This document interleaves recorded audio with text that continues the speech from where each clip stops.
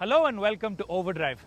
Ever since Honda announced that it was bringing the CBR 250R to India, the response to the bike has been truly spectacular.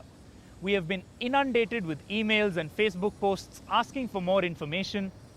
Honda was absolutely flooded with orders from people who hadn't even seen the bike, and even today, I know people who are willing to wait for over 6 months to take delivery without complaint. As you saw in our road test, the CBR 250R does live up to the hype, but today we've taken things to a whole new level, putting the Honda and 5 other Indian performance motorcycles through their paces at our favorite test venue.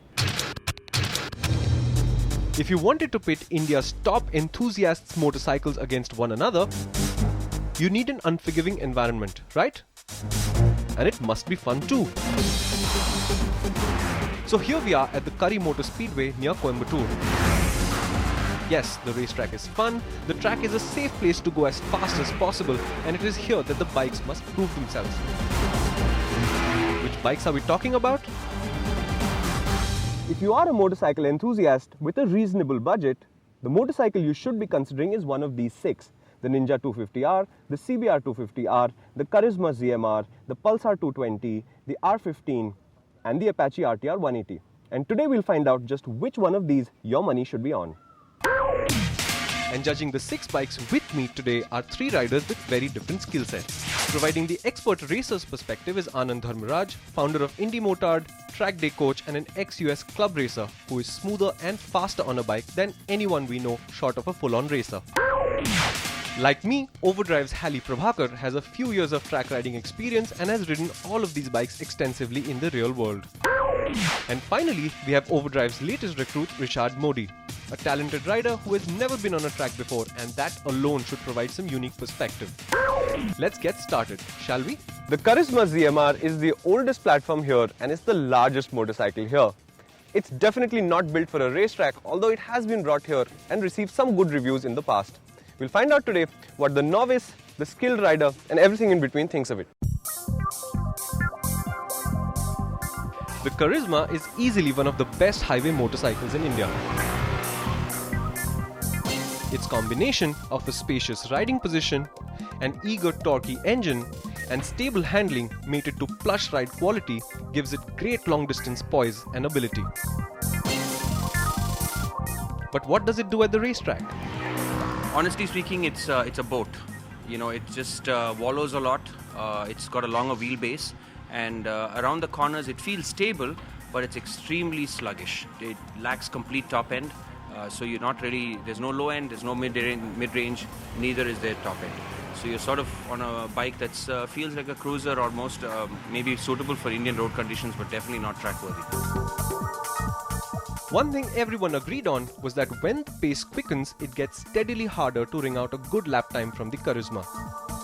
Our expert Anand clocked 1 minute 29.1 seconds, I managed 1 minute 32.5, and our newbie Rishad clocked 1 minute 36.6. Despite its larger engine, these are slow lap times. Anand and I both clocked our slowest lap times off the test on the ZMR.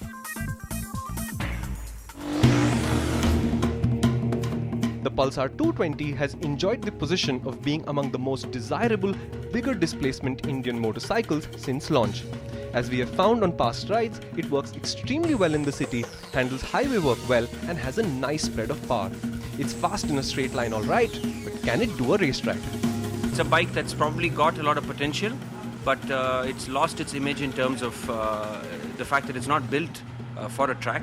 But nevertheless, I think from an engine standpoint, I think today when I actually rode it at pace, apart from the small deficiencies of the main stand and all of that, it actually seemed to be not on par with the CBR, but I would say that it actually has something that is track worthy in one sense.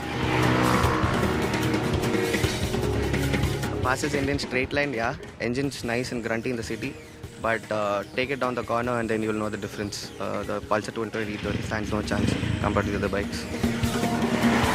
The Pulsar's street-friendly nature reflects in the lap times where the pace of the engine is hamstrung by its chassis. Proof? Anand's 1 minute 28.1 second lap is but a second quicker than the Karizma, and the RTR is within 0.4 seconds of it. It's exactly the same for me, though my 1 minute 32 second lap means I am 4 seconds slower than Anand. And poor Rishad just didn't get on with the P220 at all, clocking his slowest lap time of the test on it.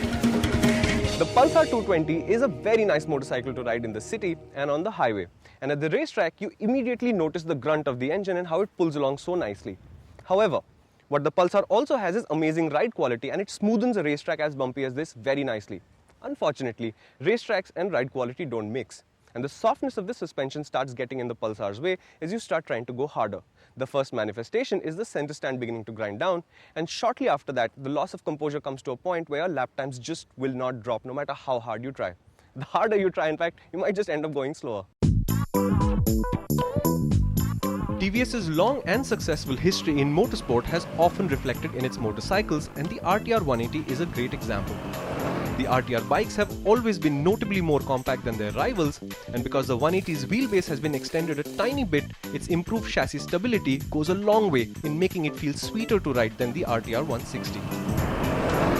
The RTR 180 is the motorcycle they're calling Chinna Vandi in the pit lane. Chinna Vandi means small bike in Tamil, and it's absolutely spot on. It's the smallest of the motorcycles here, and when you start riding it, it takes a while to get used to just how small, how light, how agile the motorcycle is. The problem is, it works for some people and it doesn't work for some people. Some people like the sense of there being a little bit more mass going into a corner, and there's others who just will not give up this bike for anything else here. Well, first impressions is that she's a bit too small for a tall guy like me. But I do like the bike because it's very easy to turn in, it loves going into corners, and the braking is good, and she's got a powerful engine. I mean, she hits a good speed down the straight, 115, 118. Good bike around the track, good fun. The smaller wheelbase makes for an extremely flickable bike on the track. So especially on a track like the Curry, where there's a lot of chicanes, there are a lot of lefts and rights, and they follow each other.